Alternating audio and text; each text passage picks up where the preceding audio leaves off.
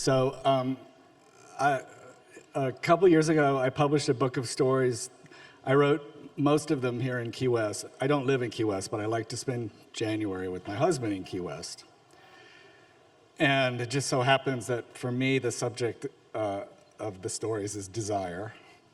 And I was asked to write a talk. I've never done a solo talk, so it makes me a little bit nervous. And I will tell you that I would call it sort of an IKEA essay, where you tear open the package and you lay everything out on the floor, and it just goes A to B, grommet, C, okay. And the subject, the desire in particular, I think, has to do with the desire to become a writer, which I trace. Thank you for coming. Thank you, Mark and Nan, and David and Daryl, Lynn. What else? Well, Arlo and the rest of the staff, thank you for having me. I had opened his books. I was still intrigued. He was a John, one of many Johns, and it was so amazing to me that there should be so many novelist Johns in America.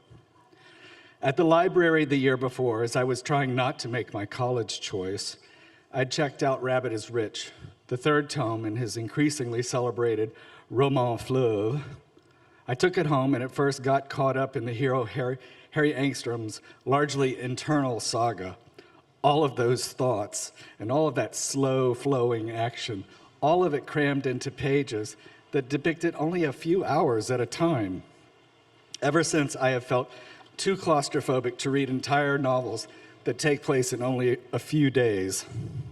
And yet, while lying on the couch reading Rabbit is Rich, I had been struck by a passage in which Rabbit recalls being a boy, seeing his father naked. I remember sitting bolt upright on the couch to make sure that what I had read, I'd truly just read, and so I reread it several times. When he was about 12 or 13, he walked into his parents' bedroom in the half house on Jackson Road, not expecting his father to be there. And the old man was standing in front of his bureau in just socks and an undershirt, innocently fishing in a drawer for his undershorts, that boxer style that always looked sad and dreary to Harry anyway. And here was his father's bare behind, such white buttocks, limp and hairless, mute and helpless flesh that squeezed out shit once a day and otherwise hung there in the world like linen that hadn't been ironed. That really has followed me for 42 years. So, and I don't even know how old I was, but Next section. To escape the past or abandon the self, I first went to Key West with my family as a fourth grader. My father drove us around the island in a couple of hours. I'm not sure that we ever got out of the car, except to have milkshakes on a narrow, remote beach. My parents loved more than anything to act unimpressed by famous places.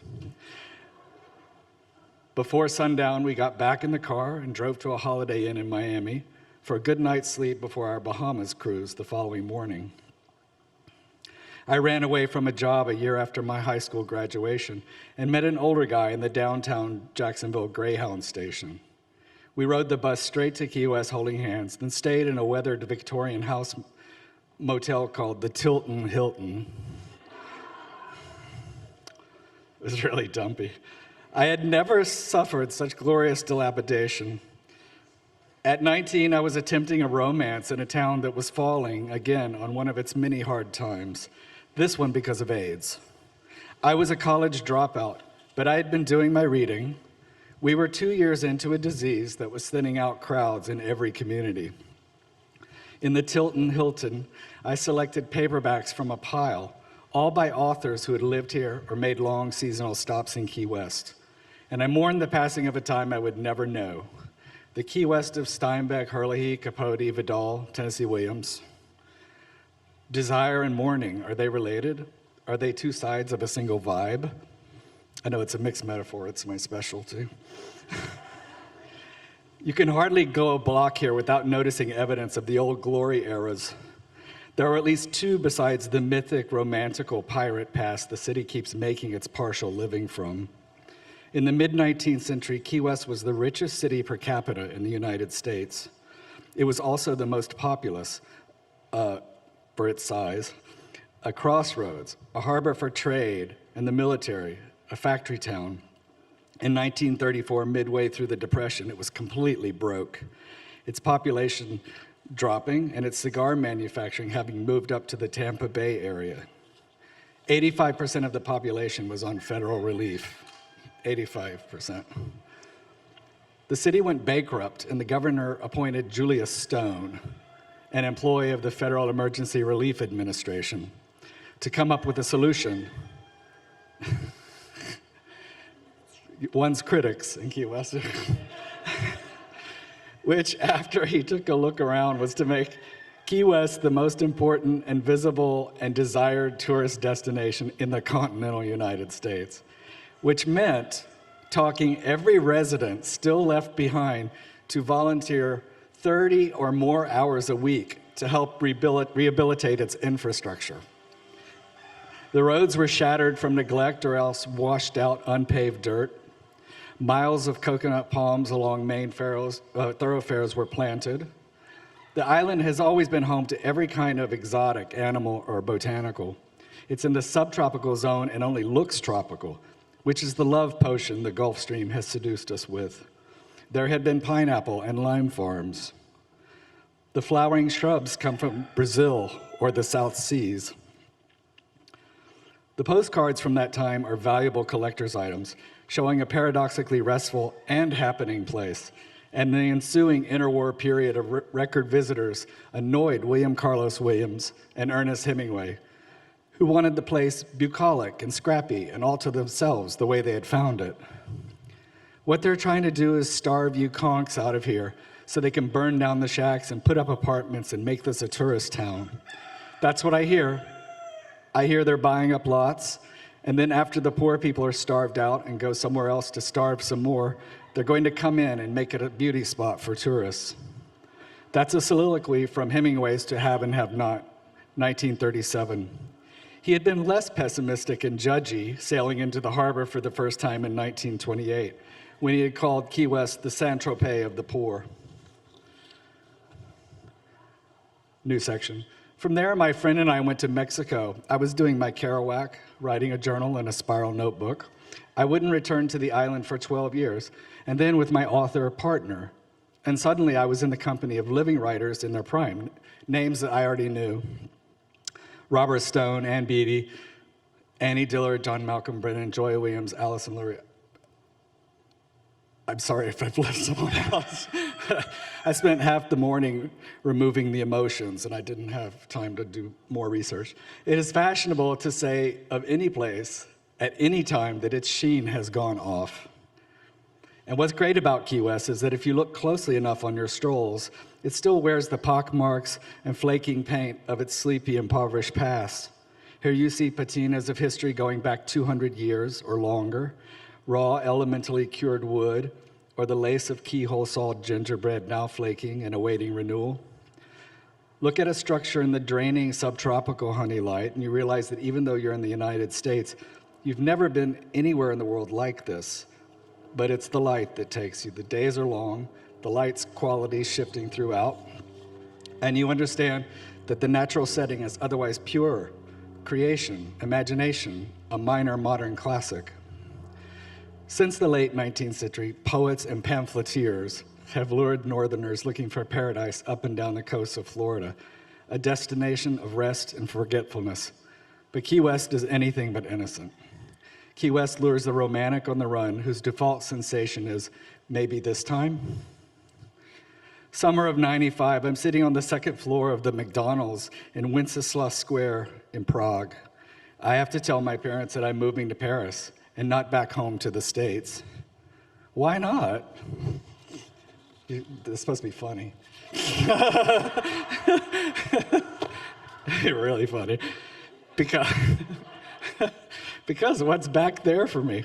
Well, lots of things. Like what? Like you could get a job and do what? And live. That doesn't sound like living. I want to be a writer. I have a chance now to be one. I just feel like this Ed is a vampire to you. And what am I? My father drinks more of his crappy coffee. He's not arguing with me. That Christmas, I fly so-called home to Ohio, where I was not raised. Ohio is a holding cell for my parents working toward profit sharing and a better retirement. Dad deserves it. He was headhunted by a company from another company that was holding him down, keeping him mediocre, in my mother's explanation. You can see where this is going. Nothing is good enough in the future America.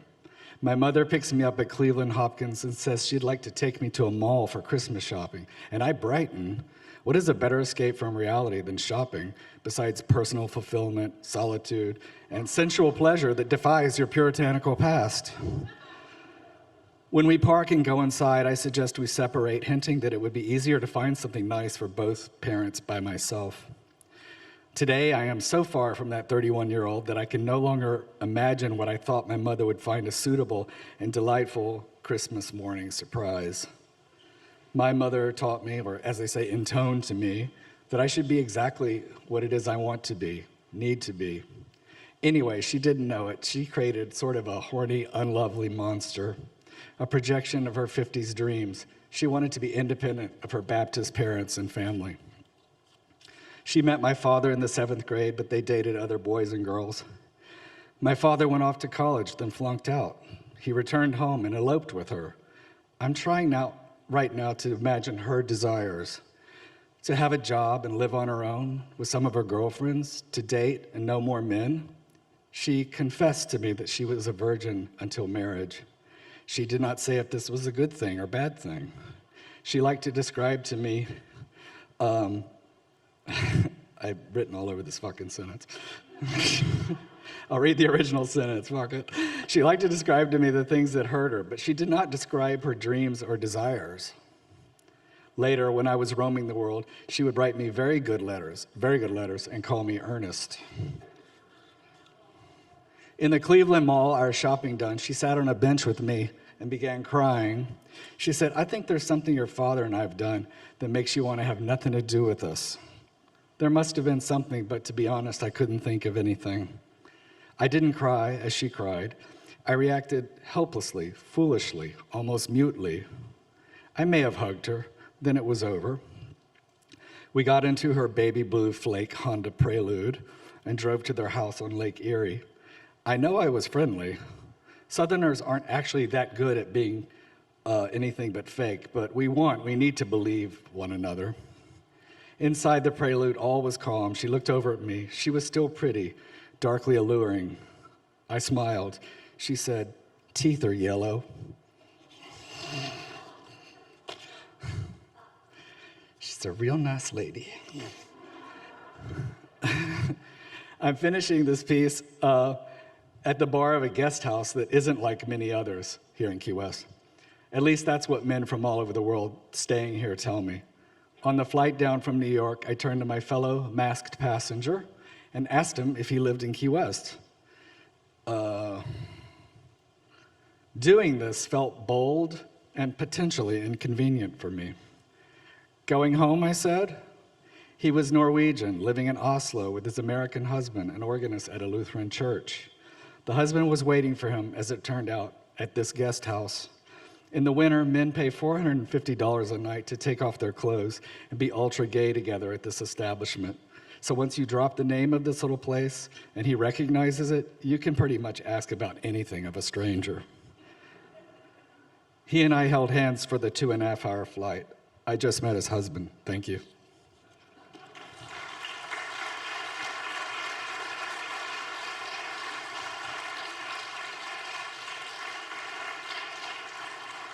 Well, I can't imagine what kind of questions you'd want to ask.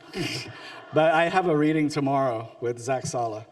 So that's when I'll be reading a little bit from my book of stories. So any questions? Ben would be happy to bring you the mic. Hi, Allie. No questions? I guess I shouldn't have left out all of the emotions. All right, this is great. I'm gonna go have lunch.